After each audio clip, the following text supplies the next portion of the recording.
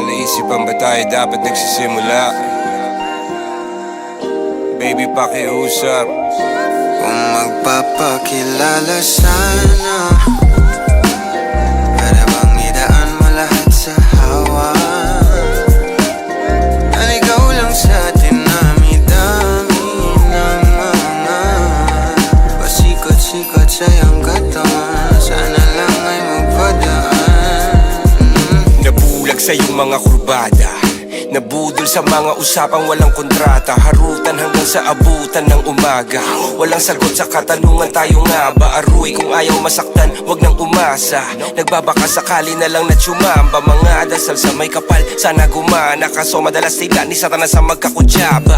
Matagal ko na tong pinapanalangin na ika'y tuluyang mapaibig sa'kin. Ngunit ako'y parang dagan, di na kitang nanlawin. Pinaglaruan tapos pinakawalan rin. Tinigay tahimik, isip ay malalim. Hirap lang basahin, tila babaybayin. Sarili kong lingwahe ng pag-ibig ay pag-amin. Ikaw ginawa mong sining ang pagiging sinungaling. Kung magpapakilala sana, para bang idaan mo lahat sa hawa. Naligaw lang sa dinami-dami ng mga pasikot-sikot sa iyong katawan. Sana lang ay magpadaan. Ano ba talaga tayo? Para lang klaro, kailangan ko malaman kung mahal mo pa ba ako. Naglalaro ka lang ba o nananarantado? Kasi nakita ko kahapon may kasama ka bago. Ayoko nang umasa sa mga usapang malabo. Parang gamo-gamong nadarang at napaso, nadala at mas lalo lang nawala at naglaho ang mga balak at plano. Nagmukha pa akong gago kaya walang mga pangako, puro para-paraan. Laging telebabad kahit walang tawagan. Araw-araw normalan kasi para pa saan ang mga sumpaan kung wala namang karapatan. Ibig ko maliwanagan, wag mo sanang diliman. Kapaan parang magkasintahan sa sinihan, matinding palaisipan.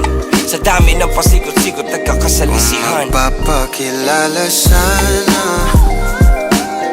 para bang idaan mo lahat sa hawa. Naligaw lang sa dinami-dami ng mga pasikot-sikot sa iyong katawan. Sana lang ay magpadaan. Oras at konting espasyo lang ang kailangan nating dalawa sa ngayon. Ngunit parang di naman to hadlang. Palapit na tayo sa kalawakan.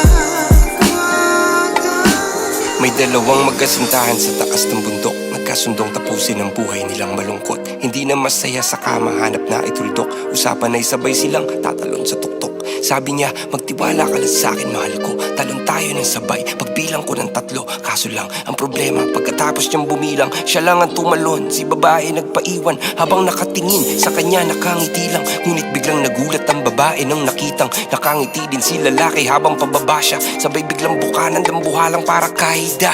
Ngayon sino mas taksil sa dalawa?